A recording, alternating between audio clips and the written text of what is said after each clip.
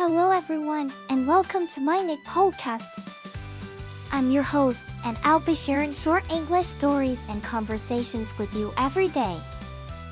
Today's episode is Shadow of Deception.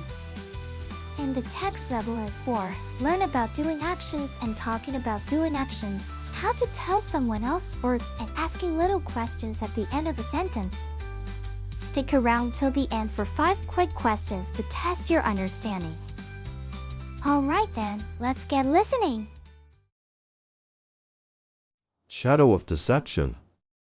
The first Bank of the United States was a beacon of stability in the young American nation. But on this dark night, something sinister was brewing.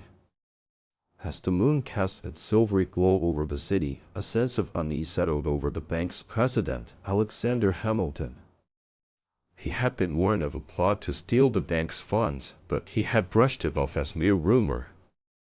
Now, as he stood at the window watching the shadows dance across the street, he couldn't shake the feeling that something was terribly wrong. Suddenly, a figure emerged from the darkness.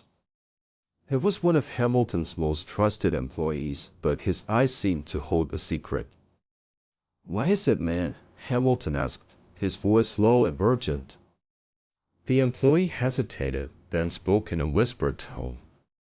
"It's about the funds, sir. I've seen them being moved out of the bank under the cover of night." Hamilton's eyes narrowed, his mind racing with possibilities. "Who is behind this?" he demanded. Now, let's move on to the conversation between Billy, Meg, Kelly, and their teacher, Louis, after reading the novel. Wow, I'm so impressed with how Mr. Hamilton's story was woven into the present-day setting. It felt like I was right there in the bank with him. I know, right? The way the author handled the plot twist was amazing. I didn't see it coming at all. I loved how the story explored themes of trust and loyalty. It really made me think about my own relationships and how important honesty is. As a history teacher, I appreciated how the author incorporated historical facts into the narrative. It was like getting a lesson in social studies while reading a novel. Yeah, and the way the characters interacted with each other was so realistic. I felt like I knew them personally by the end of the book. I'm still trying to figure out who the traitor was. Do you guys have any theories?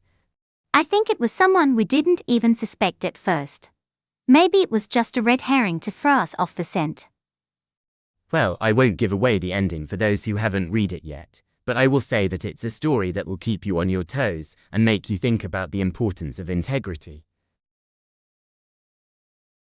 Now, let's test your understanding of the novel and the dialogue with 5 questions. Question 1. What was Alexander Hamilton's occupation? A. President of the United States. B. Employee at the bank. C. Founder of America. D. Bank president. E. Teacher. The answer is D. Bank president. Question 2. Why did Billy feel impressed with Mr. Hamilton's story? A. He was bored. B. It felt like he was right there in the bank with him. C. He didn't understand it. D. He was sleepy. E. He was angry. The answer is B. It felt like he was right there in the bank with him. Question 3. Who were the characters discussing the story? A. A group of historians. B. Billy, Carrie, Meg, and Loom. C. The bank's employees. D. Alexander Hamilton and his employee. E.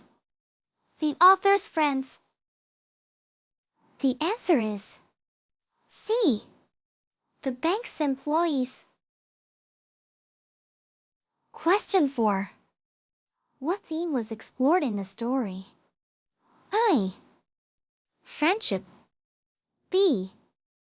Trust and loyalty. C. Integrity. D. Honesty is the best policy. E. Loyalty is key. The answer is C. Integrity. Question 5. Who are the characters discussing the plot twist? A. Billy, Carrie, Meg, and Lou. B. The bank's employees. C. Alexander Hamilton and his employee. D. A group of historians. E. The author's friends. The answer is A. Billy, Carrie, Meg, and Lou. That's it for today's quiz. How many did you answer correctly?